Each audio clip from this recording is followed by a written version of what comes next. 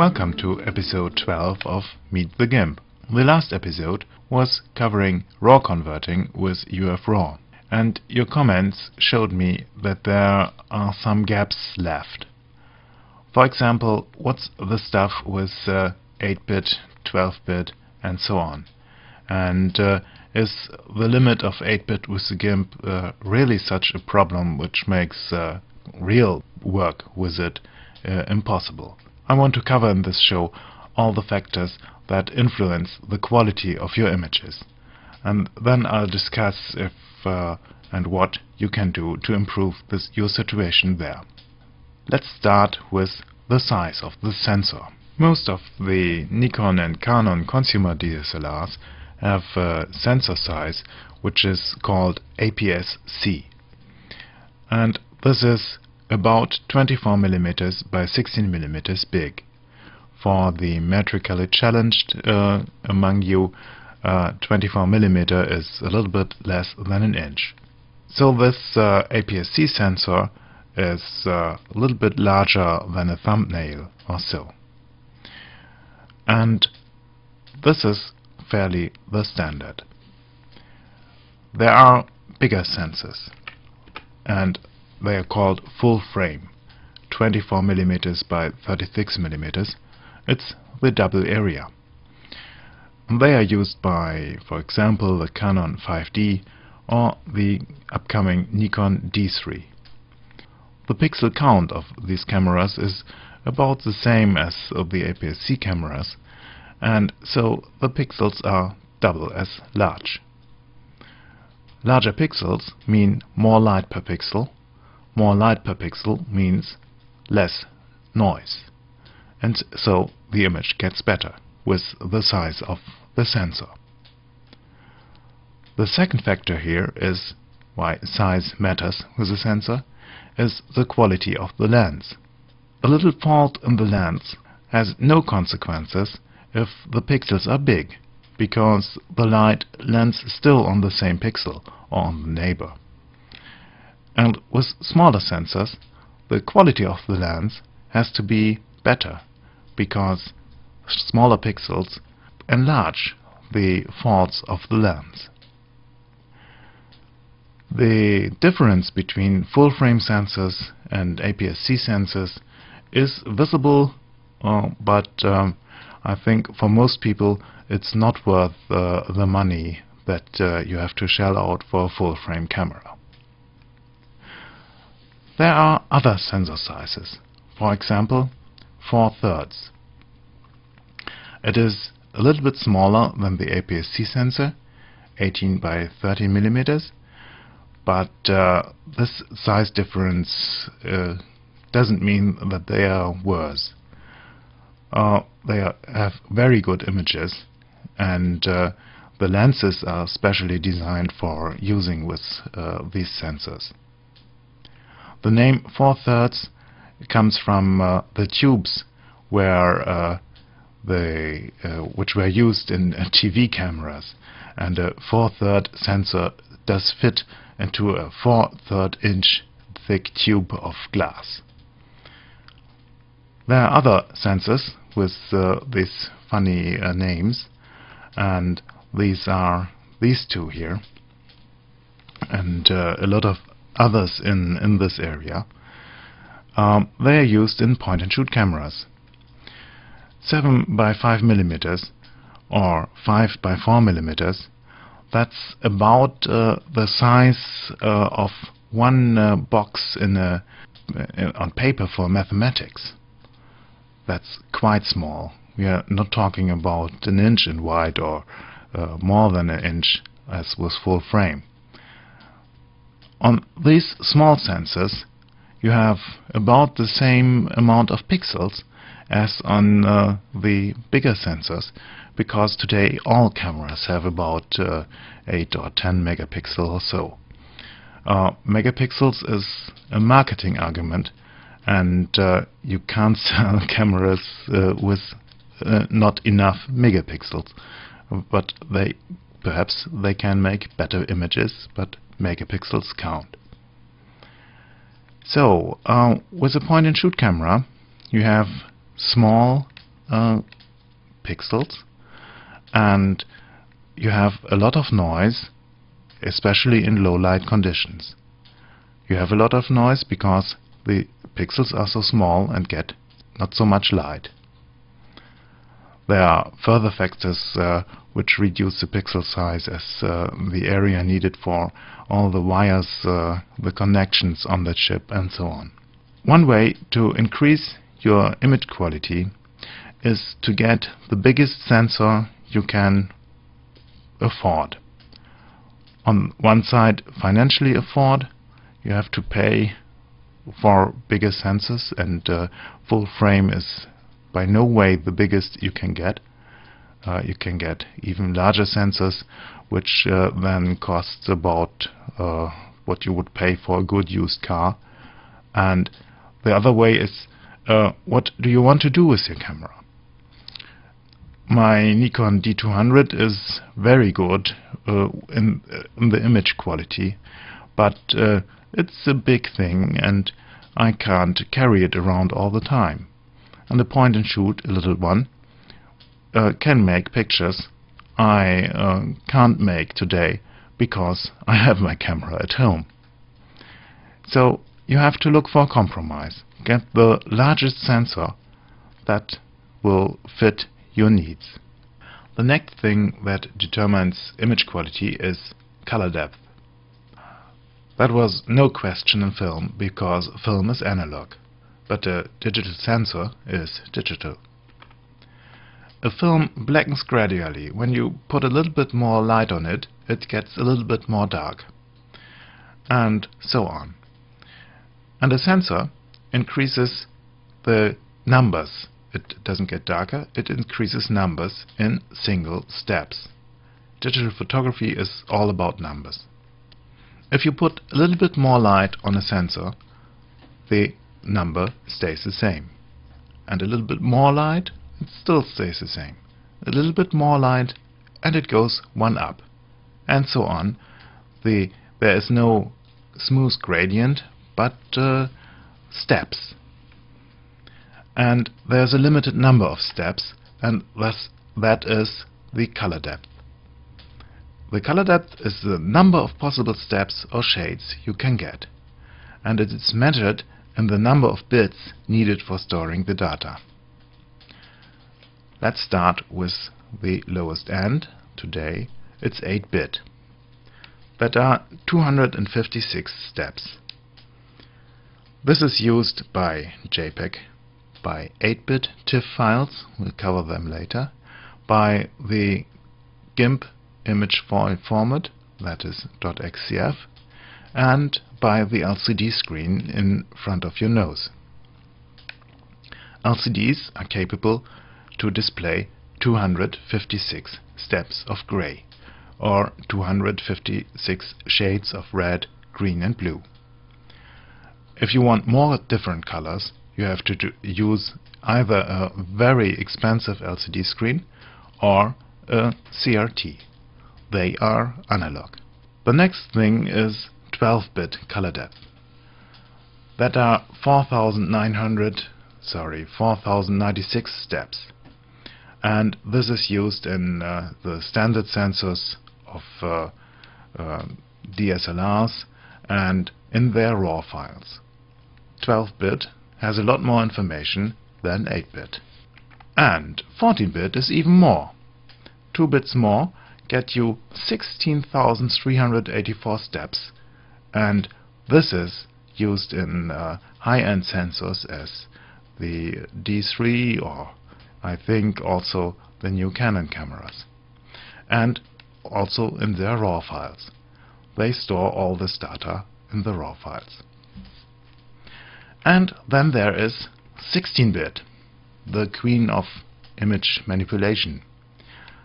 65,436 steps of gray, or in each color, and that is the format used by 16-bit TIFF or by Photoshop files. Which is best?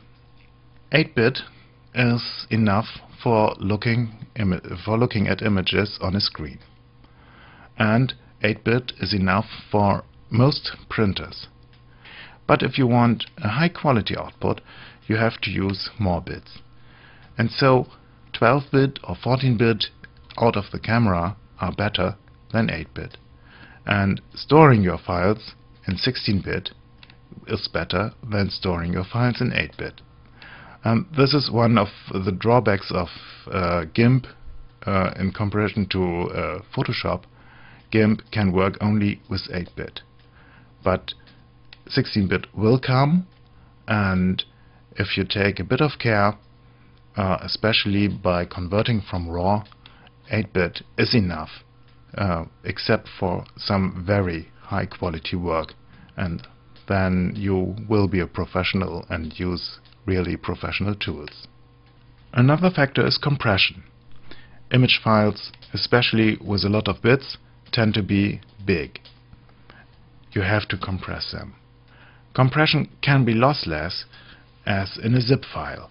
Everything you put into a zip file is still there when you decompress a file. Lossless compression is used in RAW files and in TIFF files.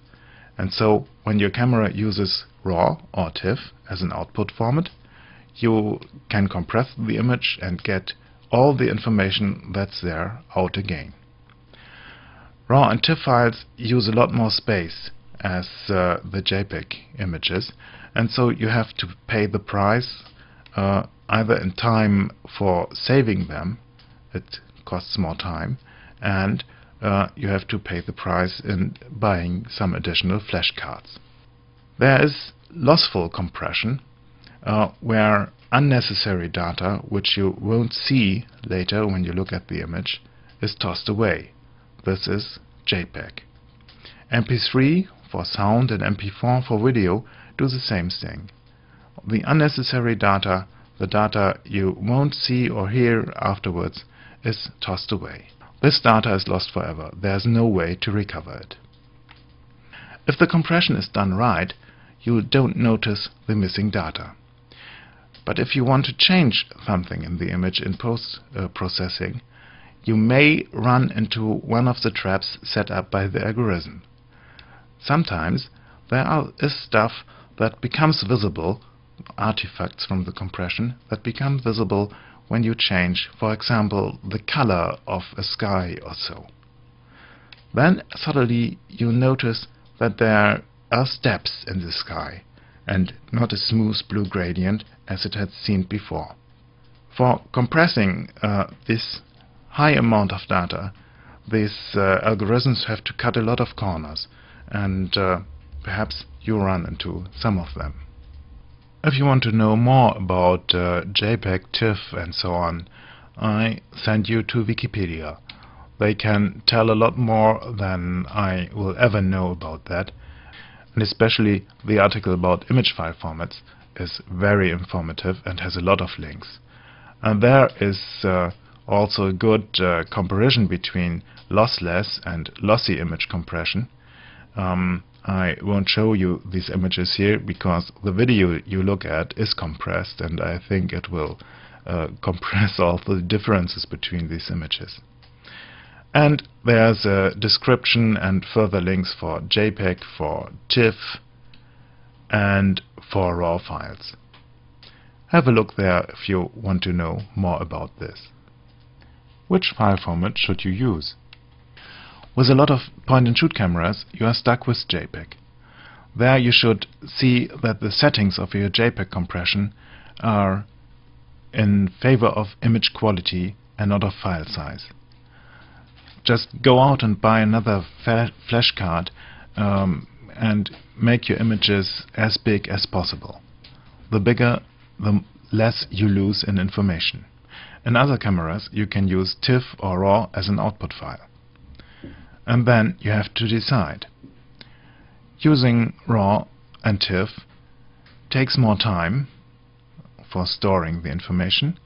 It so reduces the amount of images you can shoot in rapid fire mode, and it takes space on your flash card, and it takes time in post-processing.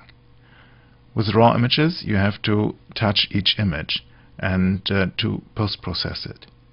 So you have to decide. On my camera I have switched on the luxury option. I can store a very good JPEG image, the highest quality JPEG there is available on the camera, and the RAW file in the same time. And so I use the JPEG most of the time, the JPEG files most of the time. They're good enough for post-processing, and use the RAW files only when I have to, because somewhere I ran into compression artifacts.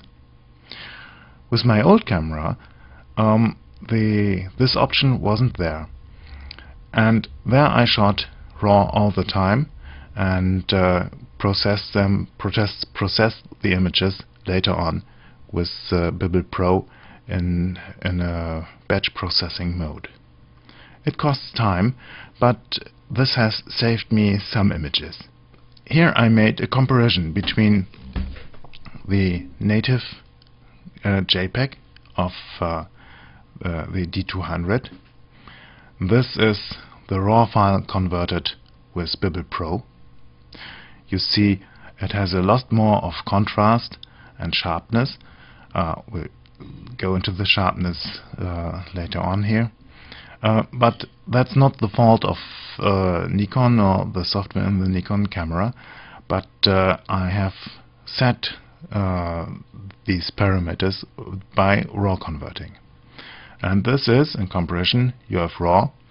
You see a different color tint, but that's my fault, or my eye, when I converted these images.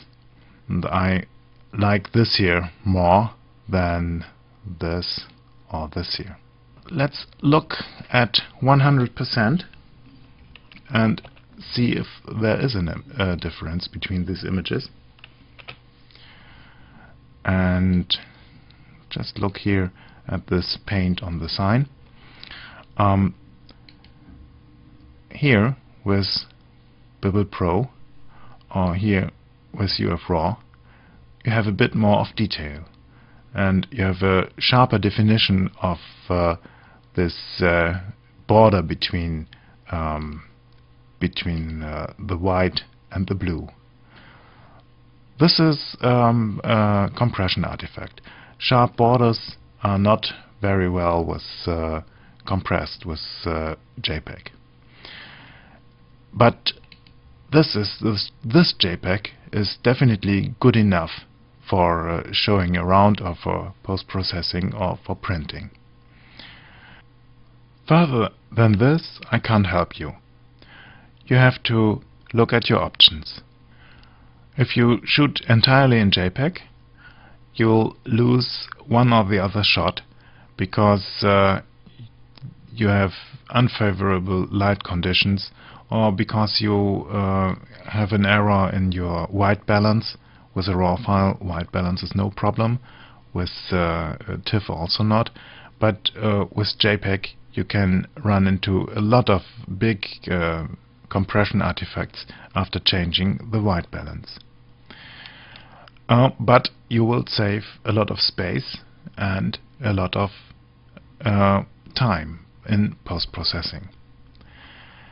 When you choose to shoot in RAW, you'll cover all your bases with the images you get. If it isn't rescuable in RAW, it is lost anyway. And